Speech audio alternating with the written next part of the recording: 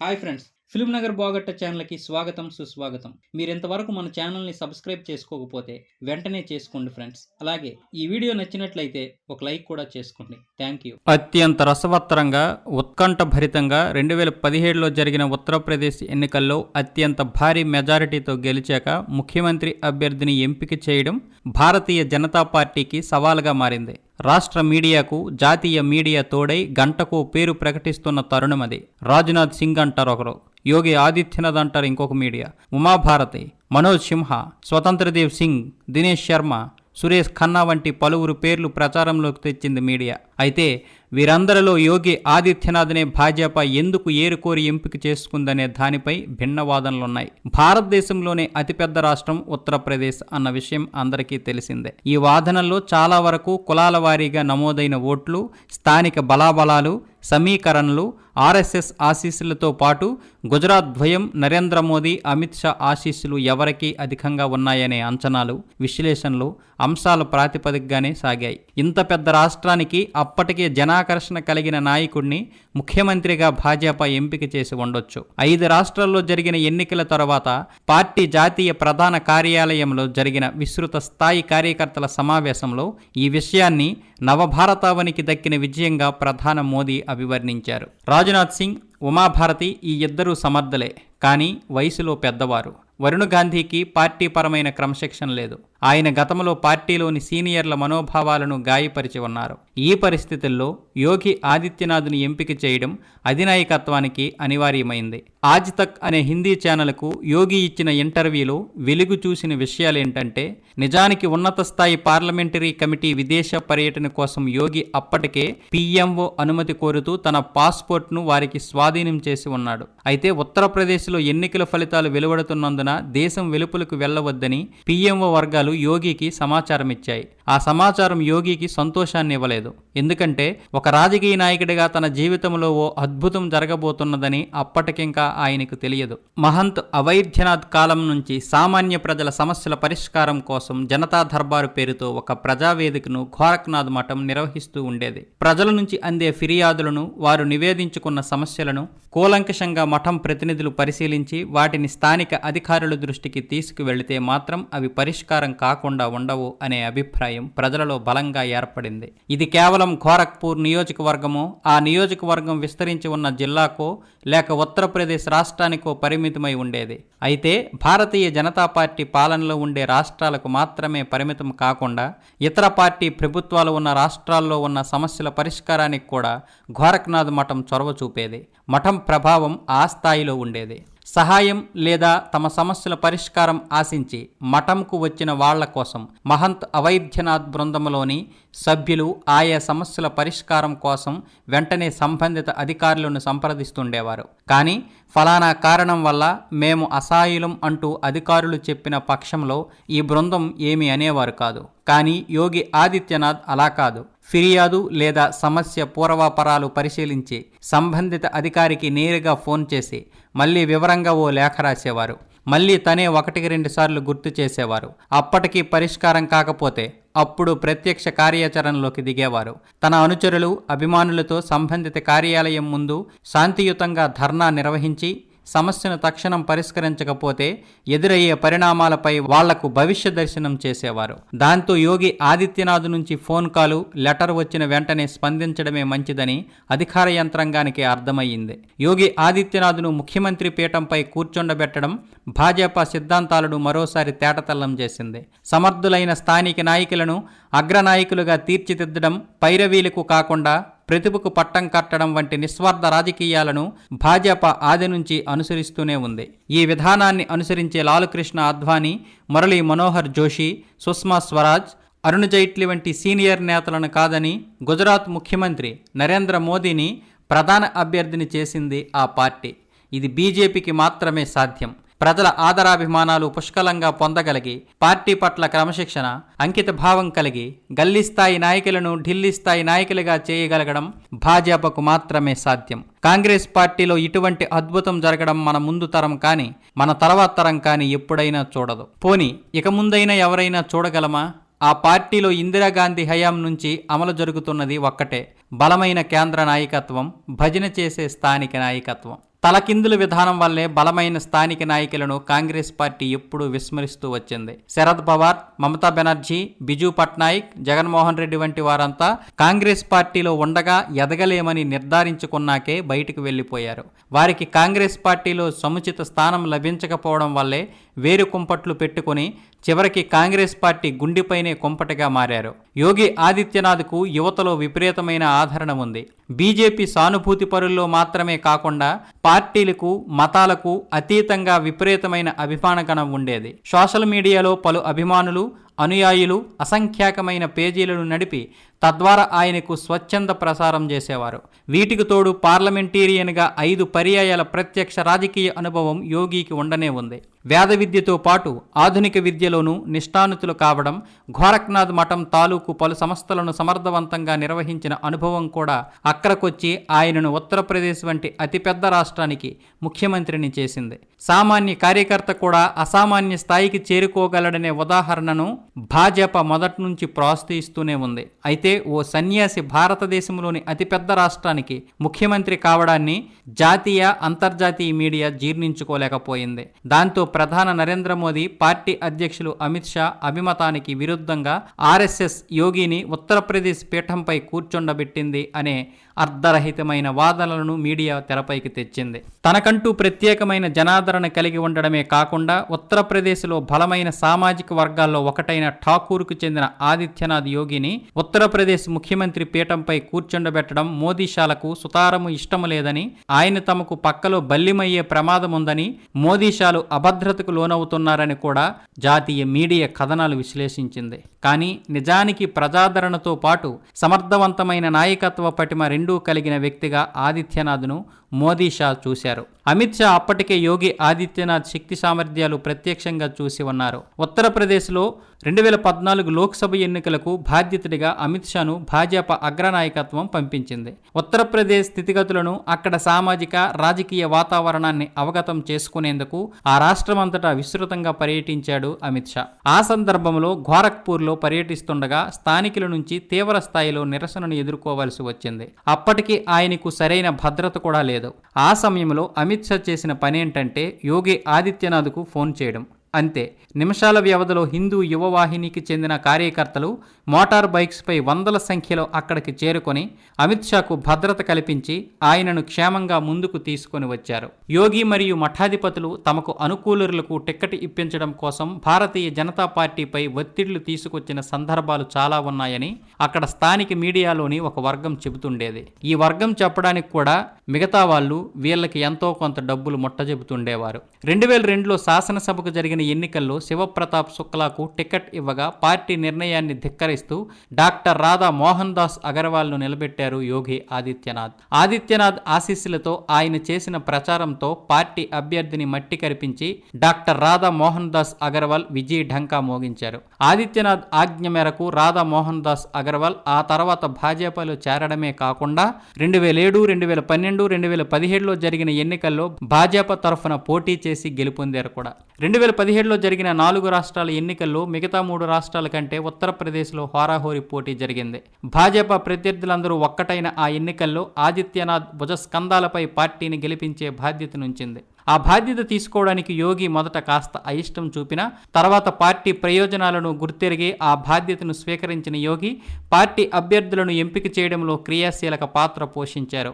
క్రమశిక్షణను ఉల్లంఘించిన హిందూ వాహిని రాష్ట్ర అధ్యక్షుడు సునీల్ సింగ్, ప్రధాన కార్యదర్శి రామ్ లక్ష్మణ్లను పార్టీ నుంచి నిర్దాక్షిణ్యంగా బహిష్కరించారు యోగి ఆదిత్యనాథ్. 2017లో అత్యంత ఉత్కంఠభరితంగా జరిగిన త్రిముఖ పోరులో భాజపాతో కలిసి పనిచేసేందుకు ముందుకొచ్చిన పలు సాంస్కృతిక వర్గాలను కూడగట్టుకుని అప్పటికి 1.5 దశాబ్దంగా సాగుతున్న ప్రాంతీయ పార్టీ అరాచక పాలనకు శమరగీతం పాడడంలో ఆదిత్యనాథ్ అత్యంత కీలక పాత్ర పోషించారు.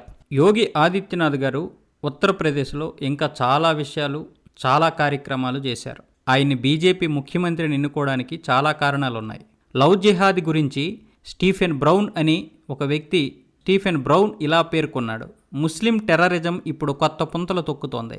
లవ్ జిహాద్ ఇప్పుడు వారి చేతిలో ఉన్న సరికొత్త అస్త్రం. దేహదారుఢ్యం, తెలివితేటలు కలిగిన యువకుల్ని ఇందుకోసం ఎంపిక చేస్తారు. వారికి మంచి ఉద్యోగాలు, మంచి ఆదాయం కల్పిస్తారు. వాళ్ళ పనేమిటంటే ఇతర మతాలకు చెందిన అమ్మాయిల్ని ప్రేమ, పెళ్లి పేరుతో ఆకర్షించడం. అయితే చివరకు జరిగేది ఏమిటంటే వారిని ముస్లిం అతివాద సంస్థల్లో చేర్చడం. ఈ విషయం గురించి ఆప్కి అదాలత్ కార్యక్రమంలో ఇండియా టీవీ ప్రతినిధి రజిత్ శర్మ యోగి ఆదిత్యనాథ్ను ప్రశ్నించినప్పుడు ఆయన ఇలా సమాధానమిచ్చారు. సిపిఎం నాయకుడు, కేరళ మాజీ ముఖ్యమంత్రి విఎస్ అచ్యుతానందన్ 2010లో మొట్టమొదటిసారి లవ్ జిహాద్ గురించి మాట్లాడారు. కేరళలో ముస్లిం జనాభాను పెంచేందుకు లవ్ జిహాద్ అనే ఆపరేషన్ను ముస్లిం అతివాద సంస్థలు నిర్వహిస్తున్నాయని ఆయన వెల్లడించారు. లవ్ జిహాద్ అనే అంశం మొదటిసారిగా జాతీయ స్థాయిలో వెలుగులోకి వచ్చింది 2009లో. దీనిని మొదట కేరళలోను, కర్ణాటకలోని సముద్ర తీర ప్రాంతమైన మంగళూరులోనూ అమలు చేయాలని ప్రణాళికలు రచించారనే ఆరోపణలు అప్పుడే వచ్చాయి. కేరళ కేథలిక్ బిషప్స్ కౌన్సిల్ చెప్పిన దాని ప్రకారం అక్టోబర్ 2009 నాటికి కేరళలోని 4500 మహిళలను లక్ష్యం చేసుకున్నారు. ఒక్క కేరళలోనే 30,000 మంది మహిళలను ఆపరేషన్ లవ్ జిహాద్లో భాగంగా ఇస్లాంలోకి చేర్చుకున్నారు. శ్రీ నారాయణ ధర్మ పరిపాలన ప్రధాన కార్యదర్శి వెల్లంపల్లి నటేశన్ నారాయణ కమ్యూనిటీలో కూడా లవ్ జిహాద్ ప్రయత్నాలు జరిగాయని ప్రకటించారు. ఇటువంటివే పాకిస్తాన్లోనూ, బ్రిటన్లోనూ జరిగాయని వార్తలొచ్చాయి. లిబరల్ పాలిటిక్స్ పేరుతో బ్లాగ్ నిర్వహించే సన్నీ హుందా ఈ విషయమై ఏమన్నారంటే, ఆకాశరామన్న పేరుతో ఒక కరపత్రం 90లో దొరికింది. సిక్కు యువతులను ఆకర్షించి వశం చేసుకుని మతమార్పిడి చేయాల్సిందిగా ముస్లిం యువకులను ప్రేరేపిస్తూ రూపొందిన కరపత్రం అది. 2014లో ఉత్తరప్రదేశ్కి చెందిన జాతీయ ట్వైకాండో క్రీడాకారిణి తాను లవ్ జిహాద్ బాధితురాలునని బహిరంగంగానే చెప్పింది. గత కొన్నేళ్లుగా రాజకీయ, సామాజిక వర్గాలకు చెందిన నాయకులు లవ్ జిహాద్ను ప్రస్తావిస్తూనే ఉన్నారు. 2011 డిసెంబర్లో కర్ణాటక అసెంబ్లీలో భారతీయ జనతా పార్టీకి చెందిన మల్లికా ప్రసాద్ లవ్ జిహాద్ నిరాటంకంగా కొనసాగుతోందని, దీని గురించి ఎవరూ పట్టించుకోవడం లేదని అన్నారు. అపహరణకు గురై తిరిగి ఇంటికి చేరుకున్న 84 మంది హిందూ మహిళల్లో 64 మంది ప్రేమ పేరిట ముస్లింలు తమను మోసం చేశారని కన్నీటి పర్యంతమవుతూ ప్రకటించారని తెలిపారు. 2012 జూన్ 25లో అప్పటి కేరళ ముఖ్యమంత్రి ఓమన్ చాందీ లవ్ జిహాద్కి సంబంధించిన గణాంకాలు సభలో ప్రవేశపెట్టారు. 2006 నుంచి 2009 మధ్యలో 7,713 మంది హిందూ మతం నుంచి ఇస్లాం మతంలోకి మారారని ఆయన సభకు తెలిపారు. అవే సంవత్సరాల్లో 492 క్రిస్టియన్ మహిళలు ముస్లిం మతంలోకి మారారని తెలిపారు. బీజేపీ పార్లమెంటు సభ్యుడు సాక్షి మహారాజ్ మదర్సాలో ముస్లిం యువకులకు లవ్ జిహాదీ కోసం ప్రత్యేకమైన శిక్షణ ఇస్తున్నారని, దానితో పాటు భారీ ప్రోత్సాహకాలు ఇస్తున్నారని ప్రకటించారు. సిక్కు మహిళను ముగ్గులోకి దింపిన వారికి 11 లక్షలు, హిందూ మహిళ అయితే 10 లక్షలు, జైన మతానికి చెందిన మహిళ అయితే 7 లక్షలు ఇస్తున్నారనే ఖచ్చితమైన సమాచారం తమ వద్ద ఉందని ఆయన తెలిపారు. హిందూ మహిళలను ఆకర్షించడం కోసం మరియు తమ మతం ఏమిటో ముందుగానే వారికి తెలియకుండా ముస్లిం యువకులు తమ పేర్లు కూడా మార్చుకుంటున్నారని ఆ ఇంటర్వ్యూలో ఇండియా టీవీ రజిత్ శర్మతో యోగి ప్రకటించారు. ఇవే అంశాలను యోగి ఆదిత్యనాథ్ ప్రస్తావించి తమ ప్రాంతంలో అటువంటివి జరగకుండా ఈ జాగ్రత్తలు తీసుకున్నారు. అయితే ఈ వాస్తవాలన్నీ తెలుసుకోకుండా తెలిసినా తెలియనట్లు నటిస్తూ మీడియాలోని ఒక వర్గం లవ్ జిహాద్ పేరిట ముస్లిం యువకులను ఆదిత్యనాథ్ వేధిస్తున్నారంటూ పుంఖానుపుంఖాలుగా కథనాలు రాస్తున్నాయి, రాస్తూనే ఉంటాయి కూడా. 2005 అక్టోబర్లో ఆదిత్యనాథ్ సారథ్యంలో ఉత్తరప్రదేశ్లోని ఇటావా జిల్లాలో 18,000 మంది క్రిస్టియన్స్ హిందూ మతంలోకి తిరిగి చేరారు. అదే సంవత్సరంలో అంతకుముందు 5,000 మంది దళిత క్రైస్తవుల్ని హిందువులుగా మార్చారు యోగి ఆదిత్యనాథ్. ఇంకా యోగి గురించి తెలుసుకోవాలంటే చాలా ఉన్నాయి. హిందూ ఆలయాలు, హిందూ చారిత్రక కట్టడాలు, విద్యాలయాలు, వేద సాహిత్యం వంటి హిందూ సంపదను ముస్లిం పాలకులు ధ్వంసం చేశారు. చరిత్రలో ఇదంతా నిక్షిప్తమై ఉంది. యోగిని కలచవేసే అంశాల్లో ఇది కూడా ఒకటే. స్వర్ణోత్సవ వేడుకలను పురస్కరించి వారణాసిలో విశ్వ హిందూ పరిషత్ నిర్వహించిన విరాట్ హిందూ సమ్మేళనంలో పాల్గొన్న యోగి కీలకోపన్యాసంలో కాశీ విశ్వనాథ్ ఆలయాన్ని కూల్చి జ్ఞానవాపి మసీదును నిర్మించడం గురించి ప్రస్తావించారు. ప్రపంచంలో ఎక్కడైనా ఒక మసీదులో గణేశుని విగ్రహాలు ప్రతిష్ఠితమై ఉండడం చూశారా?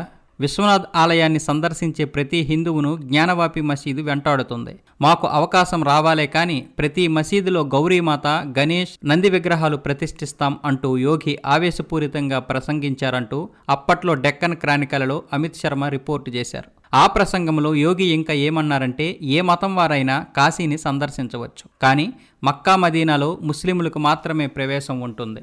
ఇతర మతస్థులు అందులో ప్రవేశించలేరు. కానీ హిందూ ధర్మం అలాంటిది కాదు. ఇండియాలోని, భారత్లోనే కాదు, ప్రపంచమంతటా అందరినీ సమానంగా చూస్తుంది అని యోగి ఆదిత్యనాథ్ ఆ రోజు ప్రకటించారు. అలాగే 2015 అసహనం అంశంపై జరిగిన చర్చా కార్యక్రమంలో బాలీవుడ్ నటుడు షారుఖ్ ఖాన్ పాకిస్తాన్ టెర్రరిస్ట్ హఫీజ్ సయీద్ బాషా మాట్లాడుతున్నాడని విమర్శించారు. భారతదేశంలోని అత్యధిక ప్రజలు సమానంగా ఆదరించడం వల్లే తను పెద్ద స్టార్ అవ్వగలిగాడన్న విషయాన్ని షారుఖ్ మర్చిపోకూడదంటూ యోగి చురకలంటించాడు షారుఖ్ ఖాన్కి.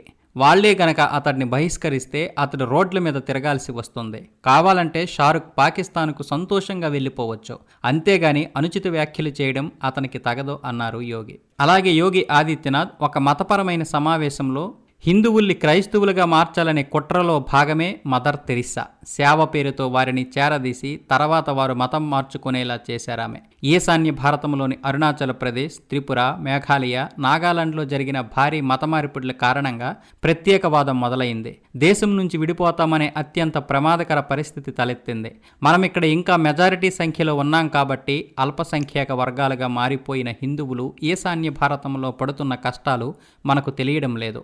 అక్కడికి వెళ్ళి ఏం జరుగుతున్నదో తెలుసుకుంటే మీరే ఆశ్చర్యపోతారన్నారు యోగి. హిందువులను క్రైస్తవులుగా మార్చే కుట్రలో భాగమే మదర్ తెరిస్సా అని యోగి ఆదిత్యనాథ్ చేసిన వాదనతో భారతీయ జనతా పార్టీ నాయకులు సుబ్రహ్మణ్య స్వామి ఏకీభవిస్తారు. ఇది యోగి అభిప్రాయం మాత్రమే కాదు, ఈ విషయమై చాలా పుస్తకాలు వెలువడ్డాయి. హిందువులను క్రైస్తవులుగా మార్చడం కోసమే మదర్ తెరిస్సాను ప్రపంచవ్యాప్తంగా ఉన్న క్రీస్తు సంఘాలన్నీ ప్రోత్సహించాయి అనడానికి ఎన్నో ఆధారాలను వారు ఆ పుస్తకాల్లో పొందుపరిచారు కూడా అని వివరించారు సుబ్రహ్మణ్య స్వామి. రాజకీయ ప్రయోజనాలను దృష్టిలో ఉంచుకొని ఆచితూచి మాట్లాడడం ఉత్తరప్రదేశ్ ముఖ్యమంత్రి ఆదిత్యనాథ్కు అస్సలు తెలియదు. ఆయన ఉన్నది ఉన్నట్లుగా ముక్కుసూటిగా మాట్లాడేస్తారు. స్వరాజ్య మీడియా సంస్థకు చెందిన ఆర్ జగన్నాథన్ కథనం ప్రకారం తాజ్మహల్, దాని కోవలోని ఇతర పురాతన కట్టడాలు భారతీయతను ప్రతిబింబించవని పేర్కొనడం ద్వారా యోగి మరో వివాదంలో చిక్కుకున్నారు. అప్పట్లో విదేశీ ప్రతినిధులకు ఇంతకుముందు తాజ్మహల్ చిహ్నాలను బహూకరించేవారు, కానీ ఇప్పుడు వారికి గీత, రామాయణం వంటి పవిత్ర గ్రంథాలను ఇస్తున్నారు. ఎందుకంటే భారతీయత ఎవరో పాలకులు నిర్మించిన కట్టడాల్లో ప్రతిబింబించదు అని యోగి పేర్కొన్నారు. 2016 జనవరి 3న పఠాన్కోట్లోని ఇండియన్ ఎయిర్లైన్స్ స్థావరంపై టెర్రరిస్ట్ దాడి జరిగిన మరుసటి రోజు యోగి ఆదిత్యనాథ్ పాకిస్తాన్పై తీవ్ర స్థాయిలో విరుచుకుపడ్డారు. పఠాన్కోట్ దాడి పాకిస్తాన్ క్రూరవృద్ధిని మరోసారి ప్రపంచానికి చాటి చెప్పింది. సైతాన్లోనైనా మార్పును ఆశించవచ్చేమో కానీ పాకిస్తాన్ నుంచి మాత్రం ఆశించలేమని యోగి నిప్పులు చెరిగారు. అలాగే ముస్లింలు అధికంగా నివసించే 7 ముస్లిం దేశాల నుంచి అమెరికాలో ప్రవేశించడంపై నిషేధం విధించిన అమెరికా అధ్యక్షుడు ట్రంప్ను యోగి ఆదిత్యనాథ్ అభినందించారు.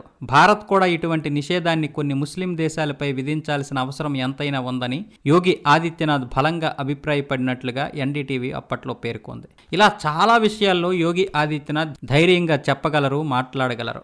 అయితే కేవలం ఆయన్ని ముస్లిం వ్యతిరేకగా చాలా మీడియా సంస్థలు ప్రచారం చేశాయి. కానీ అతన్ని అత్యధికంగా ముస్లింలే ప్రేమిస్తారు. ఘోరక్ మఠంలోని నిర్మాణాలకు సంబంధించిన బాధ్యతలను చూసుకునేది మహమ్మద్ యాసిన్ అన్సారీ. ఏబీసీ టీవీతో అన్సారీ మాట్లాడుతూ 1977 నుంచి ఈ దేవాలయంతో నాకు అనుబంధం ఉంది. ఇక్కడ కన్స్ట్రక్షన్ బాధ్యతలన్నీ నేనే చూసుకుంటున్నాను. ఆలయం ప్రహరీ, ధ్యాన మందిరం, యాత్రికులు బస చేసే భవనం మొదలైన కట్టడాలన్నీ నా ఆధ్వర్యంలోనే నిర్మాణమయ్యాయి. ఆలయం లోపల వెళ్ళడానికి నాకు ఆంక్షలేమీ లేవు. గోరఖ్పూర్లో సొంతంగా వైద్యశాల నిర్వహించుకునే డాక్టర్ ముస్తాక్ ఏసీబీ ప్రతినిధులతో మాట్లాడుతూ ఇలా అన్నారు. యోగి ఆదిత్యనాథ్కు సంబంధించి ఒక బలమైన దుష్ప్రచారం జరిగిపోయింది. మా మహారాజ్ ముఖ్యమంత్రి కావడం మాకెంతో సంతోషంగా ఉంది. 50 నుంచి 100 మంది సమూహంలో గడ్డం బట్టి కానీ వేషధారణ బట్టి కానీ గుర్తుపట్టి వాళ్లను ప్రత్యేకంగా పలకరించడం యోగీజీ అలవాటు. పాత గోరఖ్పూర్లోని మదర్సా జియాత్ ఉలూముకు చెందిన పలువురు ఏబీసీ వార్తా ప్రతినిధితో ఇలా పంచుకున్నారు. మదర్సాకు చెందిన మౌలానా కొన్ని అసాంఘిక శక్తులు మదర్సాకు చెందిన భూమి కబ్జా చేస్తున్నారనే విషయాన్ని యోగి దృష్టికి తీసుకువెళ్లగానే సంబంధిత పోలీస్ అధికారితో మాట్లాడి గంట వ్యవధిలో ఆ సమస్యను పరిష్కరించేశారు. ముస్లింలకు చెందిన అనేక దుకాణాలు మఠం సముదాయంలో ఉన్నాయి. ఈ దుకాణాలు నడుపుకునే వారితో పాటు ఇంకా అనేక కుటుంబాలు ప్రత్యక్షంగా కానీ పరోక్షంగా కానీ మఠంపై ఆధారపడి అనాదిగా జీవిస్తున్నాయి. అంతెందుకు ఉత్తరాఖండ్లో యోగి ఆదిత్యనాథ్ స్వస్థలానికి సమీపంలో మహాయోగి గురు గోరఖ్నాథ్ కళాశాలను మఠం నెలకొల్పినప్పుడు డాక్టర్ అఫ్తాబ్ అహ్మద్ను ఆ విద్యా సంస్థకు అధిపతిగా ఎంపిక చేశారు. ఆయన ఒక పేరొందిన ఎకనామిక్స్ ప్రొఫెసర్. ఇలా యోగి ఆదిత్యనాథ్ బీజేపీలో ముఖ్యమంత్రి అవ్వడానికి కారణం చాలా ఉన్నాయి. ఆయన త్వరలో కాబోయే ప్రధాని కూడా. ఈ వీడియో ఇన్ఫర్మేషన్ కోసం మాత్రమే చేయడం జరిగింది. ఇందులో ఎటువంటి పెడార్థాలు తీయకండి. ఈ వీడియో కనుక మీకు నచ్చితే లైక్ చేయండి, షేర్ చేయండి, కామెంట్ చేయండి. సబ్స్క్రైబ్ చేసుకోవడం మాత్రం మర్చిపోకండి. జై జవాన్, జై కిసాన్, జై భారత్, జై హింద్, వందే మాతరం.